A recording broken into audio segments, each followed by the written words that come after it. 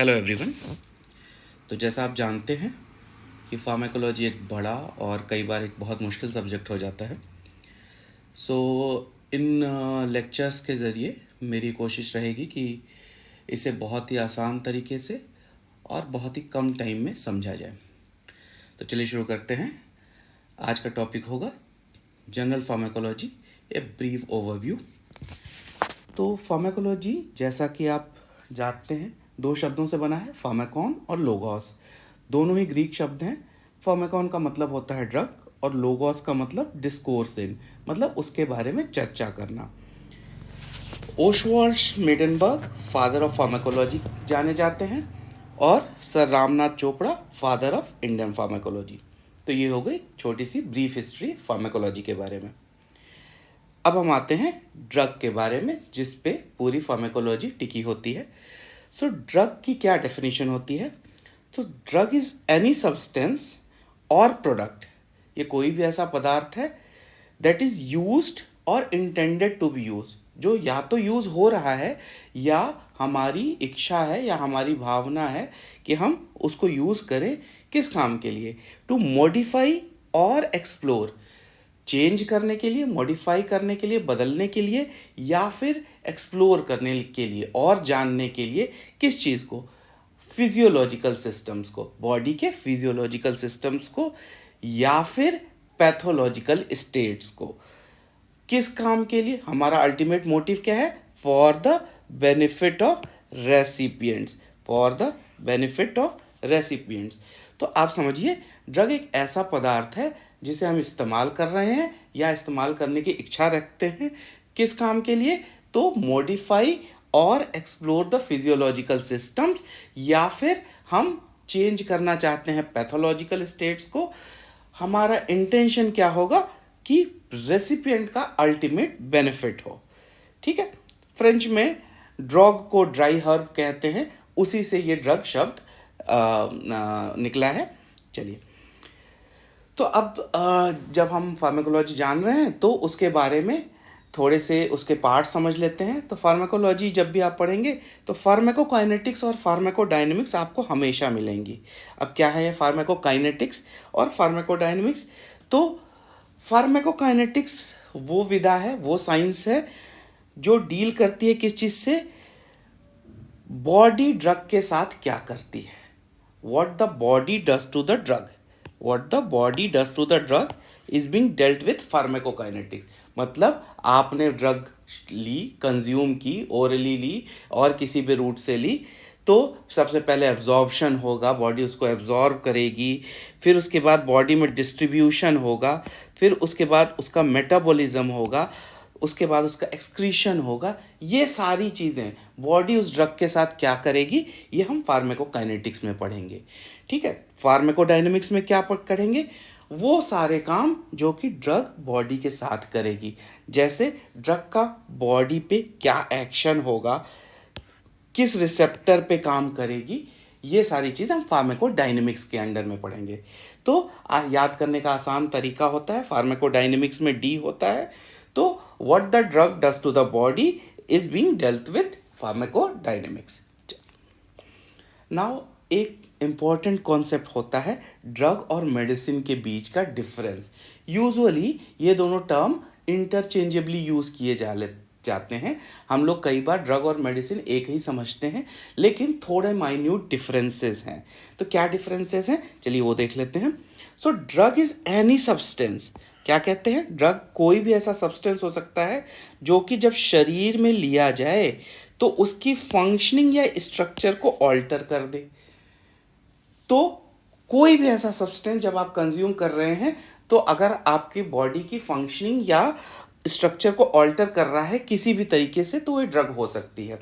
ठीक है। मेडिसिन क्या होती है? मेडिसिन एक स्पेसिफिक टाइप ऑफ ड्रग है। Medicine is a specific type of drug that is intended to treat, जिसकी भावना है, जिसे हम इस वजह से दे रहे हैं ताकि कोई कंडीशन, कोई डिजीज या मेडिकल कंडीशन का ट्रीटमेंट हो सके। सो मेडिसिन ड्रग से मिलता जुलता तो है, लेकिन थोड़ा सा अलग भी है क्यों? क्योंकि हमेशा मेडिसिन को देने के समय ये भावना रहती है कि रेसिपिएंट का फ़ायदा हो, एक डिजीज़ को प्रिवेंट किया जा सके या एक मेडिकल कंडीशन को सुधारा जा सके। हमेशा एक टर्म आता है, एक फ्रेज़ आता है कि all medicines are drugs but all drugs are not medicines. सारी मेडिसिन्स ड्रग होती हैं, लेकिन सारी ड्रग्स मेडिसिन्स नहीं हो सकती हैं। एक बेसिक डिफरेंस होता है ड्रग और मेडिसिन के बीच में कि मेडिसिन्स जो होती हैं ना, वो एक स्पेसिफिक थेरापेटिक पर्पस, मतलब पेशेंट को ठीक करने का पर्पस के लिए यूज़ करती हैं, लेकिन ड्रग एक ब्रॉड रेंज कवर करता है। वो पेशेंट को ठीक करने के लिए भी हो सकता है उसकी फिजियोलॉजी जानने के लिए कर रहे हो सकता है उसका स्ट्रक्चर जानने के लिए कर रहे हो। सारी मेडिसिन्स ड्रग होती हैं, बट सारी ड्रग्स मेडिसिन्स नहीं होती हैं। अब हम कुछ ऐसे एग्जाम्पल्स देखेंगे, कुछ ऐसे ड्रग्स के एग्जाम्पल जो ड्रग्स तो हैं पर मेडिसिन्स नहीं होती हैं। फॉर एग्जाम्पल रिक्रिएशनल ड्रग्स जैसे कोकेन एक्सेट्रा, इनको ड्रग्स के अंडर तो हम क्लासीफाई करते हैं, बट एज अ मेडिसिन नहीं यूज़ करते हैं। Performance enhancing drugs, unless until इनका कोई थेरापेटिक यूज़ ना हो, तो परफॉर्मेंस इन्हेंसिंग ड्रग इसका एक और एग्जांपल है, जो ड्रग तो होती हैं लेकिन मेडिसिन नहीं होती है। कई परफॉर्मेंस इन्हेंसिंग ड्रग्स होती हैं, मेडिसिन नहीं होती हैं, क्योंकि उनका कोई थेरेपेटिक बेनिफिट नहीं होता है। बहुत सारी एक्सपेरिमेंटल ड्रग्स जो अभी एक्सपेरिमेंटेशन में चल रही हैं, जिनका अभी हमने कोई थेरेपेटिक बेनिफिट कंक्लूड नहीं किया है, वो ड्रग्स तो होंगी लेकिन मेडिसिन नहीं होंगी।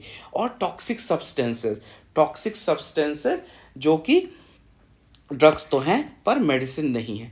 तो हम इसको आसान तरीके से समझ सकते हैं कि अगर ये एक बड़ा गोला पूरा ड्रग्स का है, ये बड़ा गोला ड्रग्स का है, तो उसके अंदर एक छोटा गोला ये मेडिसिन्स का है। तो हम कह सकते हैं all medicines are drugs but all drugs are not medicines. चलिए अब हम डिफरेंट एस्पेक्ट्स ऑफ फार्माकोलॉजी देख लेते हैं शॉर्ट में। पहला टर्म आता है फार्माकोथेरेपेटिक्स। फार्माको मतलब नॉलेज ऑफ फार्माकोलॉजी और थेरेपेटिक मतलब नॉलेज ऑफ डिजीज।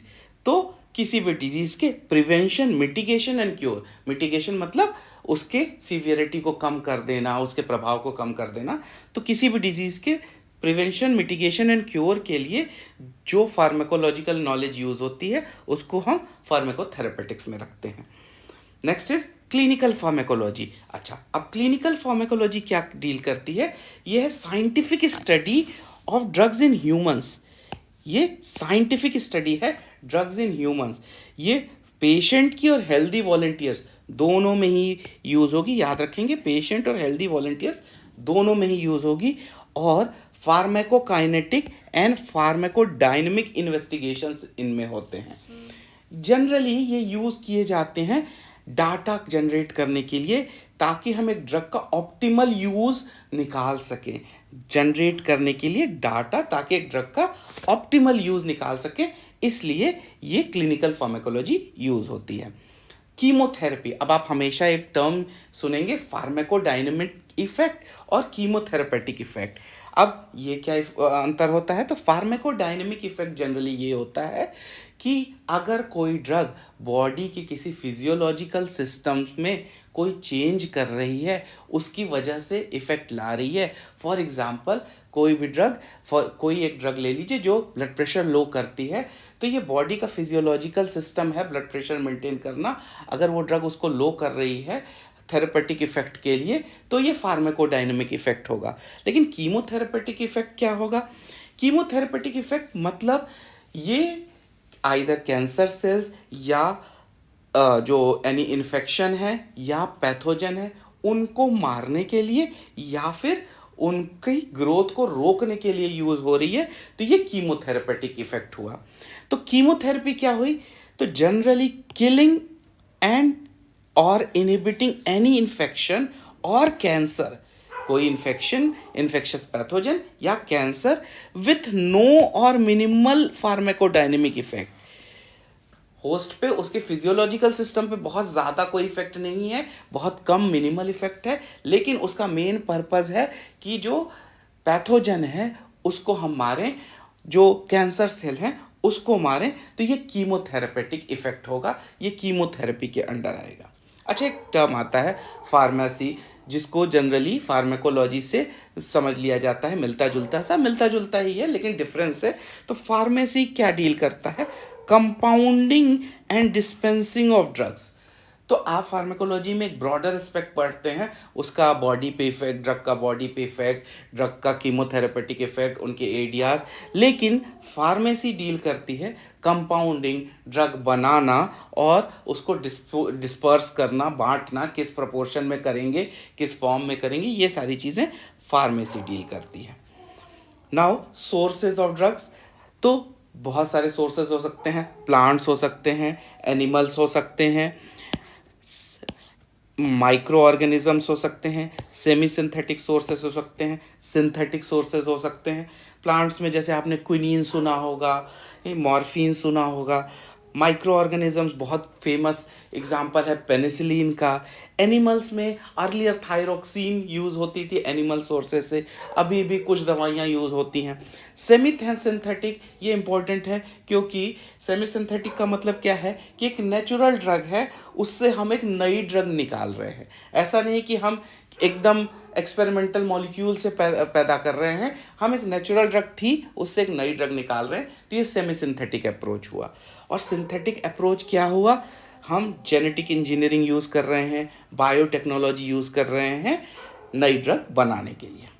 अब ड्रग नॉमेनक्लेचर, 3 तरीके के नॉमेनक्लेचर हमेशा सुने जाते हैं। केमिकल नेम, नॉन प्रोप्रिएटरी और जेनेरिक नेम, एंड प्रोप्रिएटरी और ब्रांडेड नेम। इसको एक एग्जांपल के साथ समझेंगे। केमिकल स्ट्रक्चर पे जो बेस्ड होगा वो chemical name. For example 1 isopropyl amino 3 naphthyloxy propane two ol, ये एक केमिकल नेम हुआ एक ड्रग का।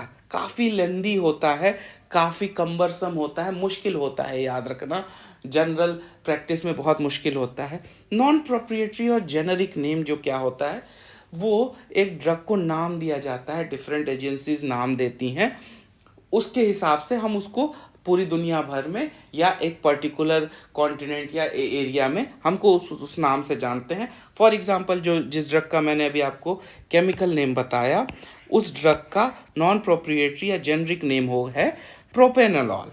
ये प्रिस्क्रिप्शन के लिए यूज़ होता है, ये प्रिस्क्रिप्शन में ही जनरली जेनरिक या नॉन प्रोप्रिएटरी नेम यूज़ करना चाहिए।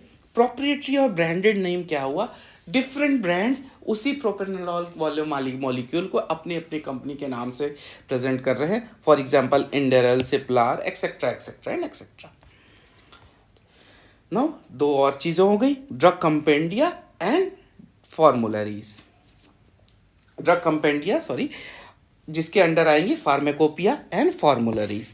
तो फार्मेकोपिया डिटेल्ड होता है, बहुत बड़ा होता है, बल्कि होता है, और जनरली ड्रग मैन्युफैक्चरर्स के लिए यूज़ होता है, वो वहाँ पे यूज़ करते हैं। जनरली आप जब भी दवाइयाँ खरीदने जाते होंगे तो आप देखते होंगे आईपी लिखा होता है या बीपी लिखा होता है, जनरली आईपी मिलेगा आपको यहाँ पे।